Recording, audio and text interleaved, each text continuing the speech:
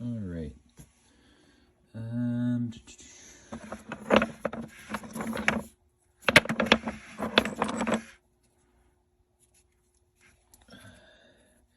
think this guy might work.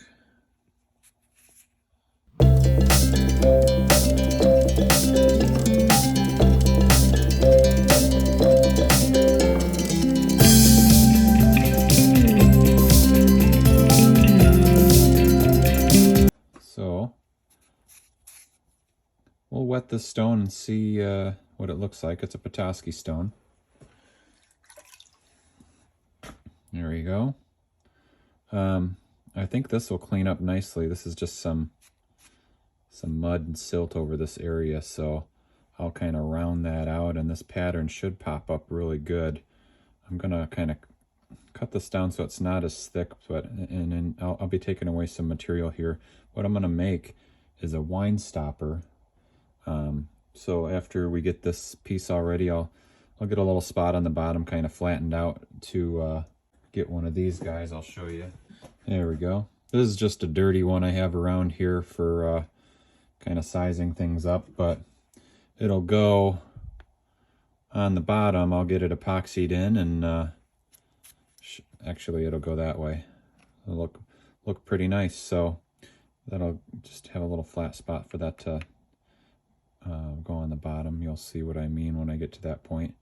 Yeah, I'm not sure if you can see the steam or not in the video, but I got this out of hot water down there, so it's pretty cold in the garage here still. It's just the beginning of April in northern Michigan, and I usually have the pellet stove fired up, but not today. So all right, well, welcome. And so these first few wheels here, what we got is 80 grit diamond wheel, and then this is a 220 grit diamond wheel, and then all the rest, there's 3 over there, but they're all resin wheels, Nova resin wheels. I got just a little bit of a cushion here so you can kind of press the stone into it, but yeah, that's 280, and then we'll have a 600, a 1200, and then a 3000 at a time. All right, we'll flip the machine on here.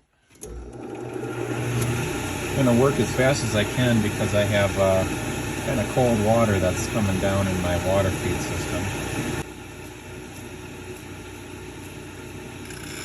Okay, first wheel here. It's the 80 mesh diamond grinding wheel.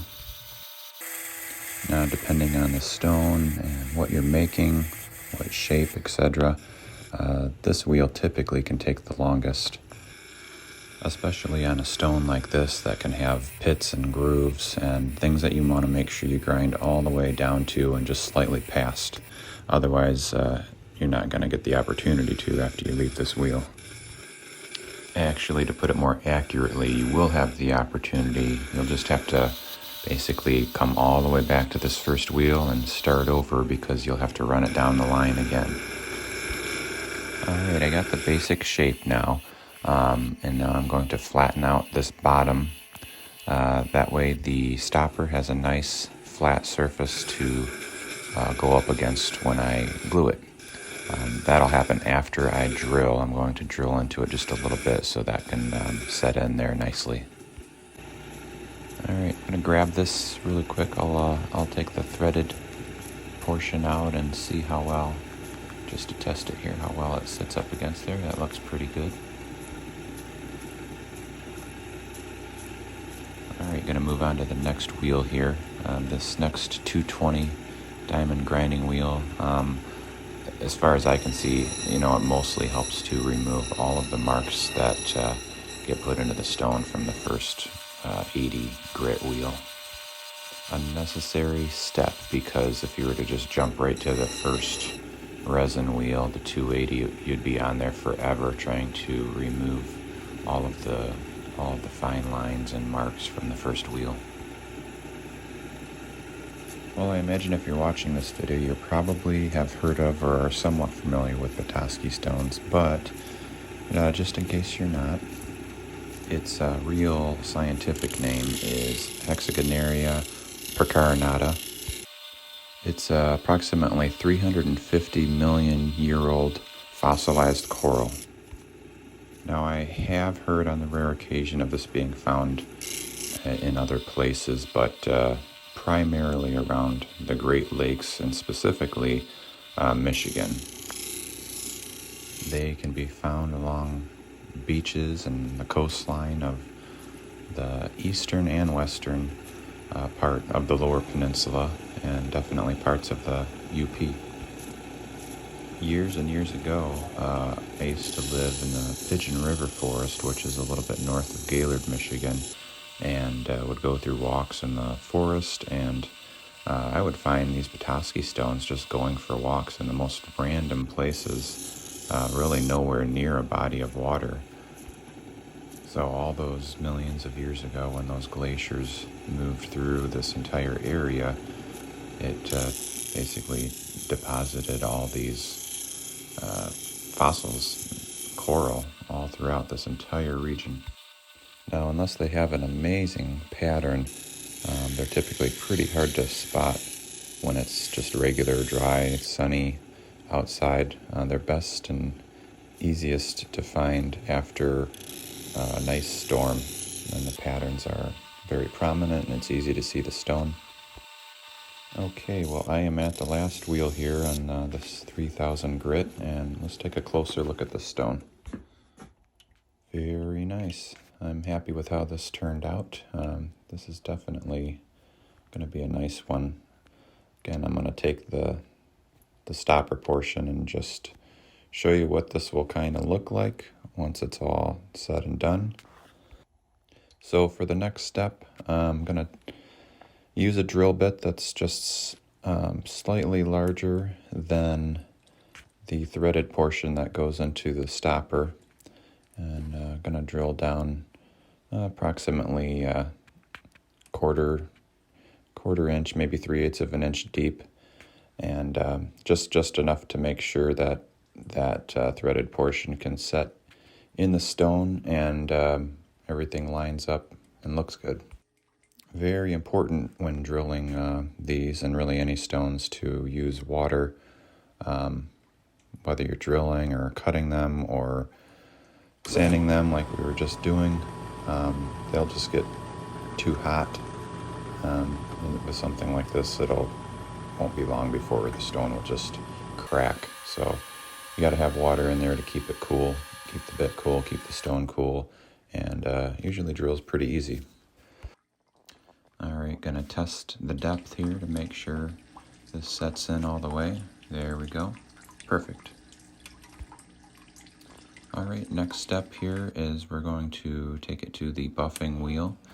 Now I have a special mixture of a couple different oils, and then you can see here I'm rubbing in a little bit of powder. That's actually a aluminum oxide polishing powder. Just something different I'm trying out, and so far liking the results of it on pieces that I've used it on. All right, well, here she is. There it is, all polished up. Now I'm gonna take what I use here is the JB Quick. I got about 5 minutes of working time with this material. I've tried a lot of things over the years, and this is just one that I like. It's, pretty much permanent. You'd probably have to break the stone if you use this properly and get it in there in order to, like if you wanted to remove the stopper. For a little while I was using the CA glue, and that works pretty well, but sometimes if something gets hit accidentally, or if this were to drop, a sudden jolt like that can sometimes make those come apart. Not always, but it has, and I don't even want to take that chance if someone were to drop one that they purchased, so I like to use this JB Weld instead. All right, well, this looks like a good amount. I put some in the hole, a little bit around it. I'm gonna apply just a little bit around the threaded area in this part of the stopper. Inevitably, some's probably going to squish out when I put these together. That's okay, as long as I am still within this time frame. I can and do wipe away any excess between using paper towel or tissues and Q-tips. And so we'll clean that up really quick. And this and most glues, just so you know, I'm sure you're aware, but they're very toxic, not good to breathe in. So always make sure you're in a well-ventilated area. I'm in the house here, directly under my stove vent. For this particular one, usually I'll do all this out in the garage. All right, well, here is the finished product. I'm very happy with how this one turned out. Hope the customer likes it. And let's take a peek just to see how it looks replacing the cork.